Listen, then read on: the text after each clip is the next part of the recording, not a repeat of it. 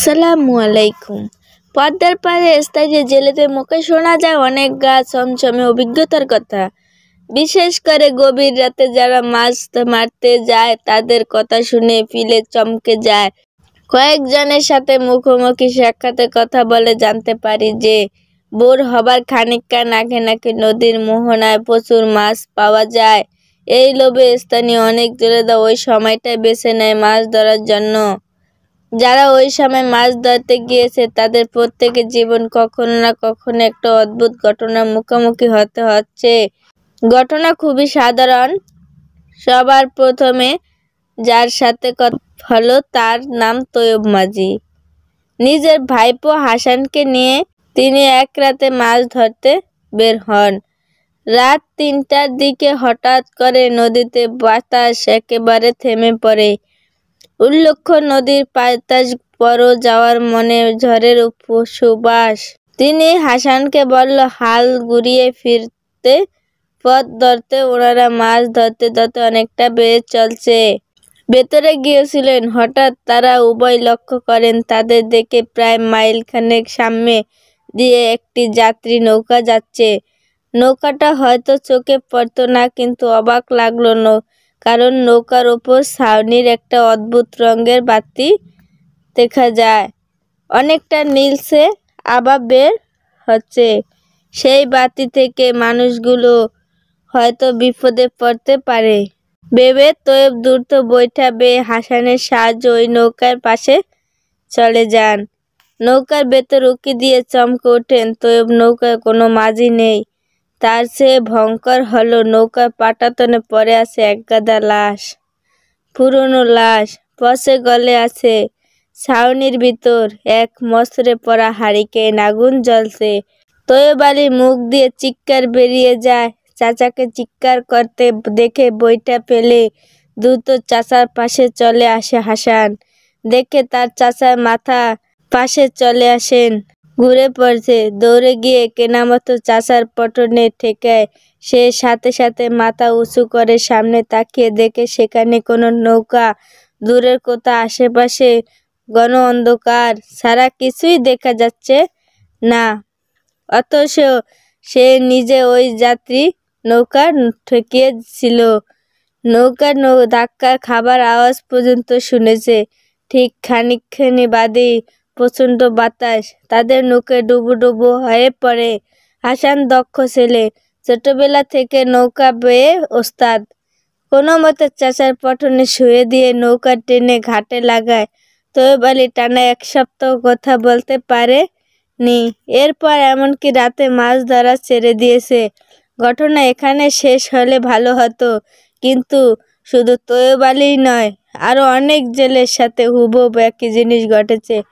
পদ্মার চরে মাঝে মাঝে জেলেরা মাছ ধরতে গিয়ে নিখোঁজ হয়ে যায়। প্রায় নৌকা ডুবির ঘটনা। এর মধ্যে কেন মিল আছে কি? দিন ৪কে হলো খুন হয়েছে ও পাড়ার কালাম মিয়ার ছেলে সজীব মিয়া। প্রকাশ্যে দিনে দুপুরে কে বাবা কারা জবাই করে খুন করছে তাকে, এই নিয়ে মামলা হলো। এখানে কাউকে দোষী সাব্যস্ত করতে পারেনি পুলিশ। এদিকে ছেলে খুন হওয়ার পর থেকে কালাম মিয়া অবস্থা খুবই সংকটান। দানা পানি ছেড়ে দিয়ে লোকটি কী বা করবে সে? ববে যে আপন বলতে আর কেউ রইল না। তার সজীব ছেলে হিসেব খুব ভালো এবং নম্র ভদ্র ছিল। কারো সাথে কোনো দিন ঝগড়া করতে দেখা যায়নি তাকে, তবে অন্যায়ের কখনো প্রশ্রয় দেয়নি সে। এই তো সেদিন খুন হওয়ার আগরমাত্র কয়েকজন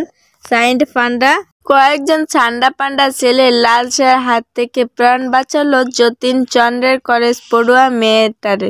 হয়তো সে জের ধরেই খুন হয়ে থাকতে পারে সে।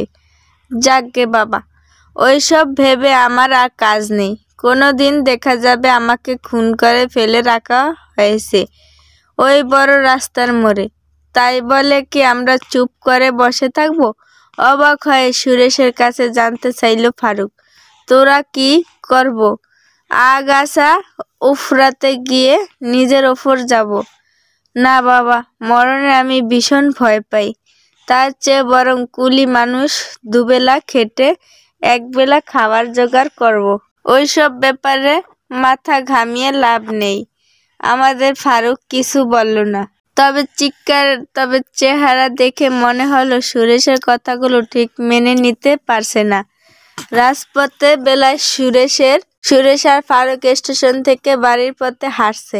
এ সময় চৌধুরীদের কলা বাগানের পথে ধরে যাওয়ার সময় হঠাৎ থমকে দাঁড়ালো তারা। বাগানের মাঝখানটায় কেমন যেন খচখচে শব্দ হচ্ছে। গাছের পাতাগুলো কেমন যেন নড়ে চড়ে উঠছে। অবস্থা পর্যবেক্ষণ করে এগিয়ে যেতে চাইলো ফারুক, কিন্তু হাত ধরে আটকে দিল সুরেশ। মাথায় ইশারায় কারে বুঝালো ওখানে যাওয়া ঠিক হবে না, কারণ রাত এখন অনেক, কমসে কম 12টা হবে। তাছাড়া অমাবস্যার রাত, গুটগুটে অন্ধকার, যদি মন্দ কিছু হয়ে যায় তখন। সুরেশের কথা যুক্তি আছে, তাই আর ওদিকে না গিয়ে বাড়ির পথেই পুনরায় চলতে লাগলো তারা। কিছু দূর যাওয়ার পর দুজন মনে হলো কেউ যেন তাদের পিছু নিয়েছে। ফারুক সাহস করে এগিয়ে চলল। সুরেশের কিন্তু প্রচন্ড ভয় হচ্ছে। মনে মনে রাম রাম জপ করা শুরু করে দিয়েছে। শরীরটা যেন ক্রমে অবশ হয়ে যাচ্ছে তার। হাঁটতে গিয়ে পায়ে পায়ে বাড়ি খেয়েও খাচ্ছে না। অবস্থা বুঝতে পেরে তাই সুরেশের কাঁধে হাত চেপে তাকে এগিয়ে নেওয়ার চেষ্টা করলো ফারুক।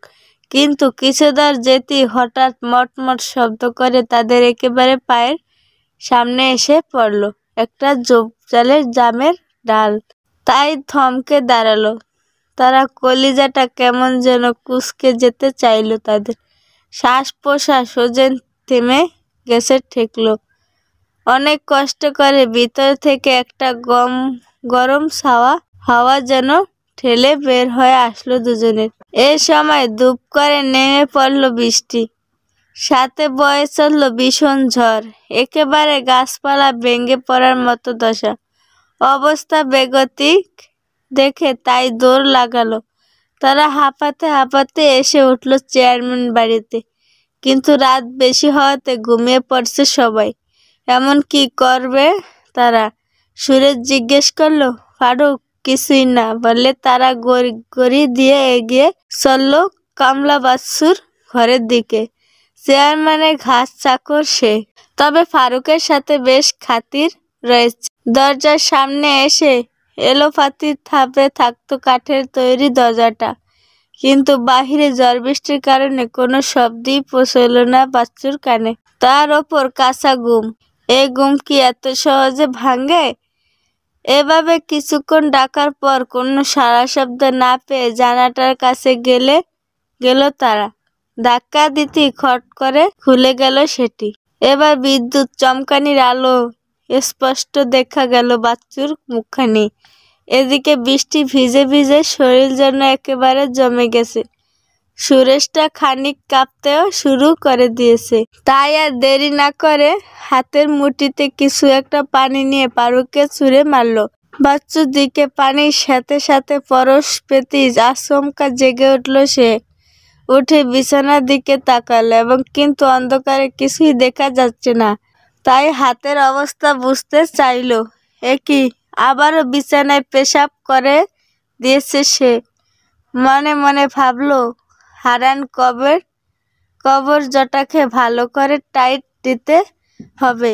বেটা আমার সাথে বিটলামি, ভেজালো ওষুধ দাও না। দুদিনই অ্যাকশন শেষ। হঠাৎ বিদ্যুৎ চমকে উঠল। আকাশের জানলাটার দিকে চোখ পড়তে আঁতড়ে উঠল বাচ্চু। ওমা, এ যে দুজোড়া চোখ ফেল ফেল করে চেয়ে আছে তার দিকে। ভয়ে কাতা মুড়ি দিয়ে কাঁপতে কাঁপতে দেওয়া দূর পথে লাগলো। একসময় ফারুকের গলা আওয়াজ শুনতে পেল। আলগোছে উঠে বসলো, কোনো রকম তাকালো জানালাটার দিকে। আকাশে অনবরত বিদ্যুৎ চমকাচ্ছে বলে ফারুককে চিনতে বেশি সময় লাগলো না তার। তাড়াতাড়ি করে বন্ধ দরজাটা খুলে দিল ফারুক আর সুরেশের ঘরে ঢুকলো। এরপর দুজনকে শুকনো কাপড় আর একটা গামছা দিল। তা দিয়ে শরীরটা মুছে ভিজে কাপড়গুলো পাল্টে ফেলল। তারা ইতিমধ্যে বাচ্চু তার হারিকেনটা প্রদীপ জ্বালিয়ে দিয়েছে। এবার বল, এত রাতে তোমরা কোথা থেকে? অবাক হয়ে জিজ্ঞেস করলো বাচ্চু। আর বলো না ভাই, কাজ সেরে স্টেশন দিয়ে ফিরছিলাম, কিন্তু চৌধুরীর কলা বাগানটা আসতে কিসব কাণ্ড কারখানা ঘটতে লাগলো। সুরেশে ভয়ে কাট, আমি কম ভয় পাইনি। এর মধ্যে বৃষ্টি আর ঝড় শুরু হলো। কোনো রকম দৌড়ে তোমার কাছে এলাম। বেশ করেছো, এখন শুয়ে পড়তে দেখি। সকাল নিবু নিবু করে শুয়ে পড়লাম। তারা বাইরে তখনও ঝড় বৃষ্টি, বিদ্যুৎ চমকানি, পাশাপাশি ক্ষণে ক্ষণে শোনা যাচ্ছে গুরুম গুরুম মেঘেদের চিৎকার। যাই হোক, ভোরের আলো ফুটতেই ফারুক আর সুরেশ বাচ্চু কাছ থেকে বিদায় নিয়ে রওনা দিল বাড়ির দিকে। চৌধুরী বাগানটার পাশ দিয়ে যাওয়ার সময় হঠাৎ মনে পড়ল গত রাতের কথা। তাই কৌতূহলবশত বাগানে ঢুকলো তারা। ঢুকে দেখলো চৌধুরী ক্ষতবিক্ষত লাশ ফেলে চমকে গেল তাদের। সুরেশ তা দেখি বিকট চিৎকার মেরে বসলো। ফারুক কোনো রকমে তার মুখ চেপে ধরে সেখান থেকে কেটে পড়ল। যত তাড়াতাড়ি সম্ভব বাড়ি ফিরে দুজনে নিম পাতার গোসল মেশানো গরম পানি দিয়ে গোসল সেরে নিল। কিন্তু আসল ঘটনা চেপে গেল সবার কাছে।